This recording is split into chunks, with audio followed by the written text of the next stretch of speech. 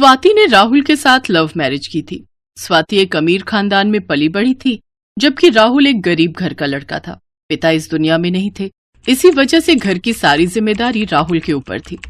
राहुल के घर में माँ और एक छोटी बहन थे। स्वाति ने राहुल से जब शादी की तब राहुल ने कुछ भी लेने से साफ मना कर दिया, जिसके लिए स्वाति अभी भी राहुल से लड़ाई करती थी।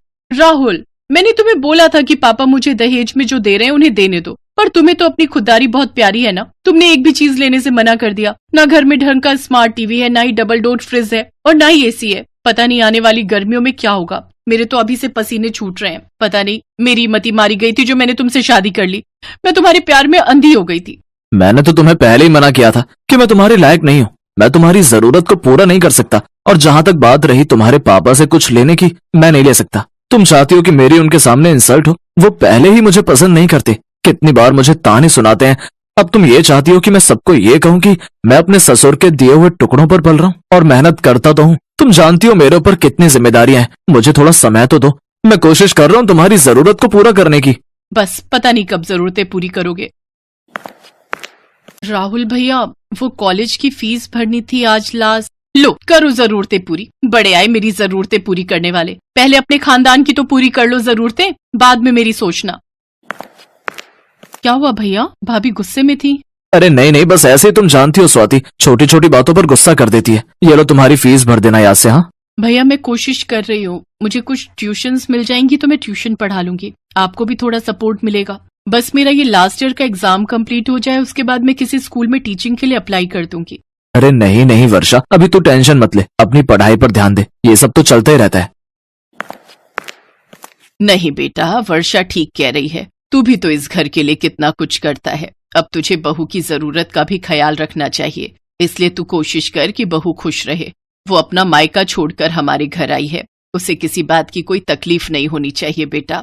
ऐसे एक दिन स्वाति राहुल के साथ बस स्टैंड पर खड़ी थी। वो दोनों कहीं से आ रहे थे, तभी उसकी दो सहेलियां वहां से निकल रही थी। उन्होंने गाड़ी रोकी। स्वाति, तू यहाँ बस स्टॉप पर? क्या हुआ, तेरी गाड़ी कहाँ है?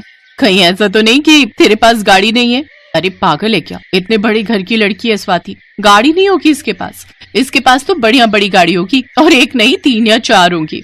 हाँ मुझे पता है तुम दोनों को मजाक करने की आदत है। वैसे हमारी गाड़ी खराब हो गई थी तो वो ड्राइवर को ठीक करने के लिए दी है, इसीलिए हम बस से जा रहे थे। कैब भी बुक नहीं हो रही यार। अरे तो चलो ना, हम तुम्हें तुम्हारे घर तक छोड़ देते हैं। नहीं नहीं थैंक यू, हम चले जाएंगे। चलो ना राहुल, मेरी बहुत पुरानी फ्रेंड्स हैं कि हमें घर तक छोड़ देंगी। स्वाति राहुल को जबरदस्ती अपनी अमीर सहेलियों की गाड़ी में बिठा लेती है।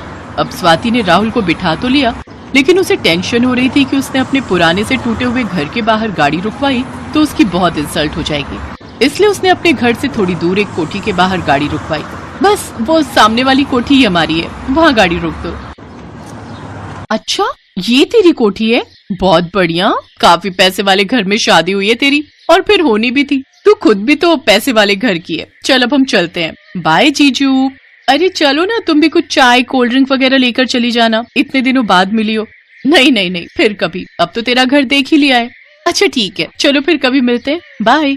जब स्वाति की सहेलियां चली जाती हैं तब राहुल गुस्सा होता है। तुमने उनसे झूठ क्यों बोला कि कोठी हमारी है? ऐसे झूठ बोलना ठीक बात नहीं है। तो क्या मैं उन्हें सच बता देती, अपनी इंसल्ट करवा लेती? पता है वो मेरे ऊपर कितना हंसती। मैंने जो किया बिल्कुल ठीक किया। मैं अपनी फ्रेंड्स के सामने अपना अपमान नहीं करवा सकती। वो बहुत अमीर खानदान की हैं, उनके हस्बैंड बहुत पैसे वाले हैं। कुछ दिन बाद स्वाति की फ्रेंड्स का कॉल आ जाता है। वो उसके घर आने के लिए कहती हैं। ये सुनकर स्वाति घबरा जाती है कि अब क्या करे। वो उसकी फ्रेंड्स तो उस कोठी के बाहर खड़ी है। स्वाति अपने पापा को फोन मिलाती है। देखो स्वाति बेटा, अब मैं क्या कर सकता हूँ? तुम्हारी ही जिद थी कि तुम्हें उस गरीब घर में शादी करनी है। अब अपनी सहेलियों को तुमने झूठ बोला है, तुम ही देखो कि तुम क्या कर सकती हो। मैं उसमें तुम्हारी कोई हेल्प नहीं कर सकता। या तो फिर उन्हें मना कर दो, यही रास्ता है। बोल दो कि आज तुम घर पर नहीं हो। हाँ पापा, अब मुझे ऐसा ही करना पड़ेगा। मैं फोन रखती हूँ। इससे पहले कि स्वाति अपनी सहेलियों को मना कर पाती, उसकी दोनों सहेलियां उसके घर आ जाती हैं। हाय स्वाति, हमने सोचा इतनी देर से तुम्हारा फोन बिजी है तो हम खुद ही तुम्हारे घर आ जाते हैं। हाँ वैसे झूठ तुम अच्छा बोल लेती हो। हमें पहले ही पता था कि तुम उस करोड़ों की कोठी में नहीं बल्कि इस टूटे फूटे घर में रहती हो। तुम्हारी ससुराल ये है, तुम्हारी सच्चाई ये है कि तुम इस गरीब खानदान में ब्याही हो। पता है वो कोठी किसकी है? मेरे अंकल की। मैं तुम्हारे मुंह से ये झूठ सुनकर उसी दिन तुम्हारी सच्चाई तुम्हारे मुंह से निकलवा लेती, पर मैंने सोचा कि सही मौके पर वार करना ठीक रहेगा। वैसे अब तो तुम भी गरीब भिखारियों के साथ रहकर उनकी जैसी ही बन चुकी हो, इसीलिए हमें तुमसे बहुत घिन आ रही है। प्लीज अब तुम हमारे टच में मत रहना। स्वाति की आंखों में आंसू आ जाते हैं। तभी उसकी सास आ जाती है।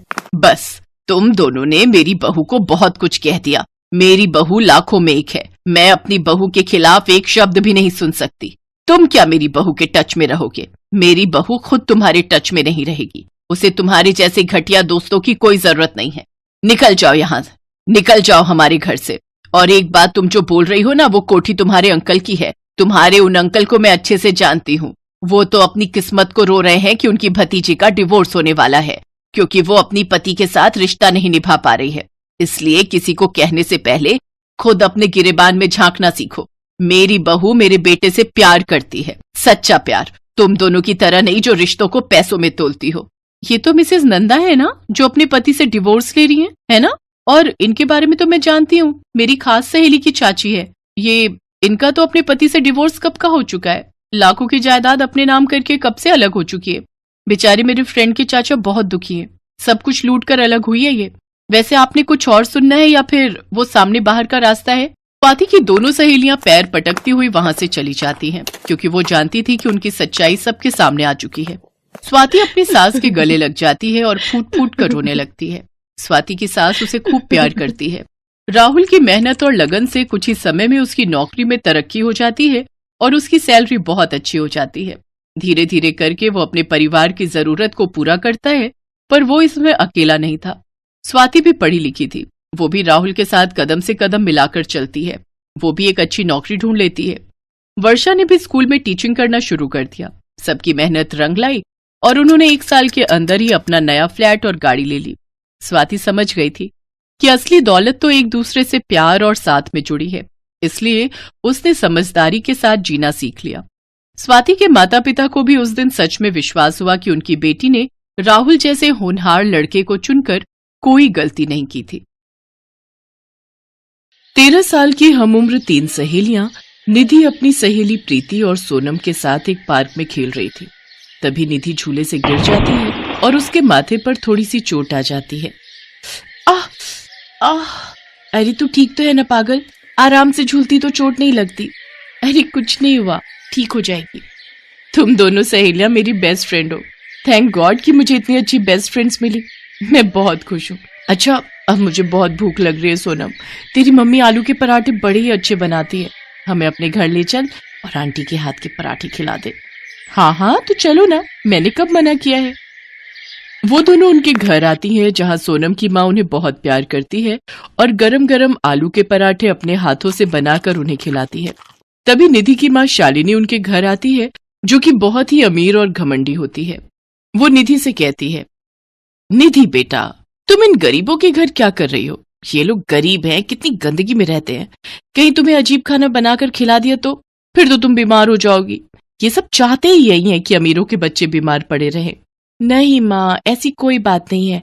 आंटी तो बहुत अच्छा खाना बनाती है। इनके हाथों के आलू के पराठे खाओगी तो अपनी उंगलियां चाटते ही रह जाओगी। आप भी खाकर देखो। मुझे इन गरीबों का खाना नहीं खाना और नहीं तुम्हें खाना चाहिए। और तुम प्रीति बेटा, अगर तुम्हारी मम्मा को पता चला तो तुम्हें पता है ना वो तुम्हें कितना डांटेगी। अब चलो तुम दोनों यहाँ से। ओहो, अब तो हमें जाना पड़ेगा। Bye aunty, bye Sonam. इसके बाद दोनों बच्चियां शालिनी के साथ अपने अपने घर चली जाती हैं। दरअसल सोनम बहुत ही गरीब घर से थी, लेकिन उसके माता पिता खूब मेहनत करके उसे प्राइवेट स्कूल में पढ़ाते थे, जहां उसकी दोस्ती निधि और प्रीति से हो जाती है। वो तीनों बेस्ट फ्रेंड बन जाती हैं। पढ़ाई लिखाई के साथ तीनों का खेलना कूदना भी एक साथ होता था। ऐसे ही समय गुजर जाता है और तीनों ही लड़कियां अपनी 12वीं पूरी कर लेती हैं। सोनम, हम बहुत दिनों से तुमसे एक बात करना चाहते हैं। हाँ तो कहो ना। बात यह है सोनम कि हम दोनों के मम्मी पापा हमें फर्दर स्टडीज के लिए फॉरेन कंट्री भेजना चाहते हैं, और इसी बात से हम दोनों बहुत परेशान हैं, क्योंकि हम तुझसे दूर नहीं होना चाहते। काश कि तू भी हमारे साथ आ सकती। तुम तो जानती हो ना, मेरे मम्मी पापा ने कितनी मुश्किल से मुझे प्राइवेट स्कूल से 12वीं कराई है। अब आगे की पढ़ाई कराना उनके लिए मैटर नहीं करता, और मेरे मम्मी पापा ने अच्छा घर देखकर मेरी शादी तय कर दी है। 3 दिन बाद मेरी शादी है। क्या तू इतनी जल्दी शादी कर रही है? अब हम तेरे बिना कैसे रहेंगे यार। हम विदेश जा रहे हैं और यहाँ तेरी शादी हो रही है। आंटी के हाथ के पराठे, हमारा साथ में घूमना, बातें करना, साथ में हंसना रोना, ये सब हमें बहुत याद आएगा।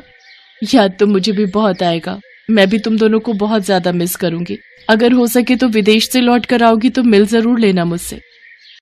अगले दिन प्रीति और निधि फ्लाइट से अब्रॉड चली जाती हैं तो वहीं सोनम के हाथ अपने सजना के नाम की मेहंदी लग रही थी।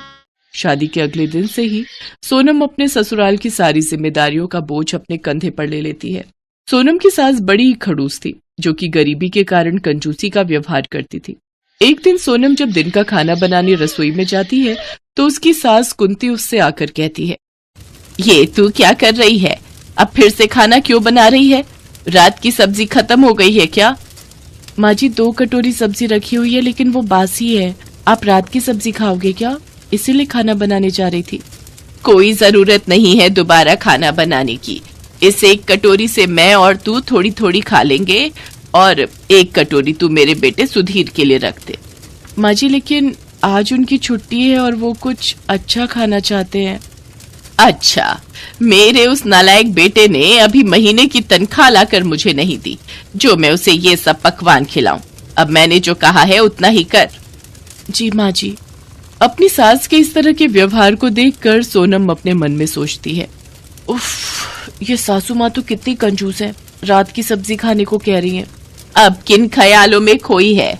जा रात की सब्जी गरम कर दे और 4 रोटी लगा ले उसके साथ। कुंती इसी तरह सोनम बहू से बहुत ही कंजूसी और हिसाब से खाना बनवाती, लेकिन कुंती को कुछ भी कहने की हिम्मत न तो सोनम में थी और न ही उसके पति सुधीर में। अगर कभी सोनम से कुछ गलती हो भी जाती तो कुंती उसे दुनिया भर की बातें सुना देती।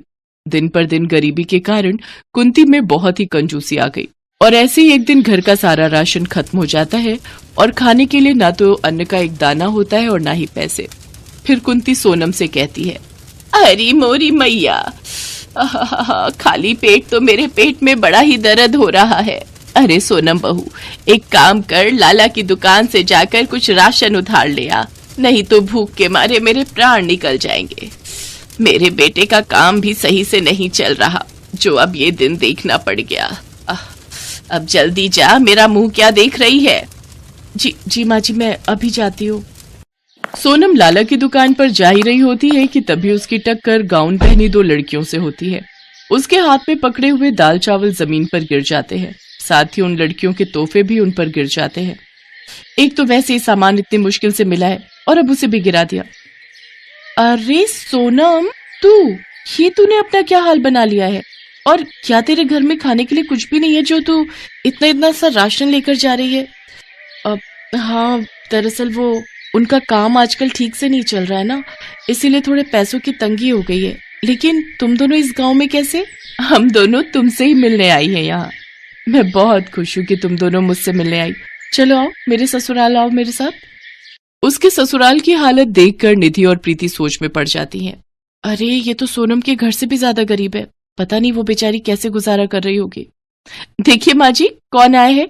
ये दोनों मेरी बचपन की सहेलियां हैं। अच्छा, ये तो दिखने में बड़े ही अमीर घर की लगती हैं। जी माँ जी। अच्छा तुम दोनों बैठो, मैं चाय लेकर आती हूँ। सोनम उनके लिए चाय बनाती है तो कुंती रसोई में आकर सोनम से कहती है, अरे ये क्या, बड़ी मुश्किल से तो राशन उधार लाए हैं, इस चाय में तू और पानी मिला। वैसे भी तेरी सहेलियां अच्छा खाना ही खाती होंगी, अगर एक दिन थोड़ा मिलावट वाला खा लेंगी तो फिर क्या फर्क पड़ जाएगा। जी माँ जी।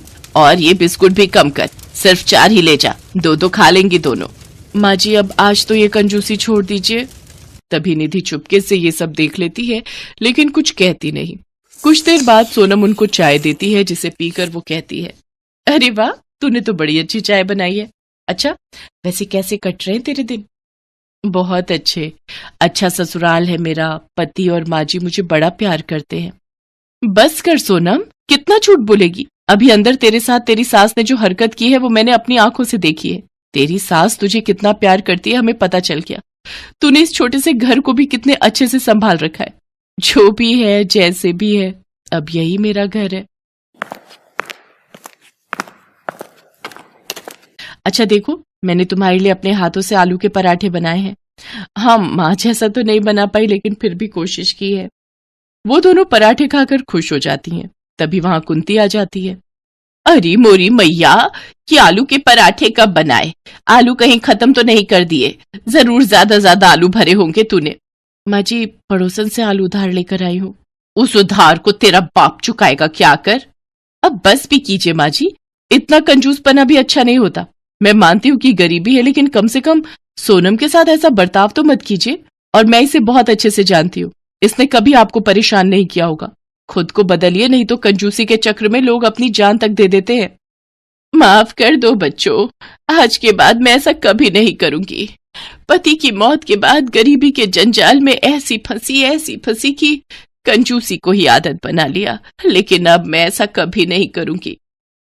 अच्छा, अब हम चलते हैं माँ जी। नहीं, रुको बेटी, पहली बार हमारे घर आई हो, अपना सगुन तो लेती जाओ। कुंती बक्से में से 2 साड़ियां निकालकर उन दोनों को देती है। वही निधि और प्रीति 50,000 की रकम सोनम को मदद के तौर पर देती हैं, जिससे उसका पति अपना काम खोलता है, जिससे उसे अच्छे खासे पैसे आने लगते हैं और घर की हालत अब काफी अच्छी हो जाती है। हेलो दोस्तों, कैसे हैं आप सब? हमारी कहानियां देखने के लिए हमारे चैनल को सब्सक्राइब कीजिए और हाँ, बेल आइकॉन पर क्लिक करना मत भूलिएगा।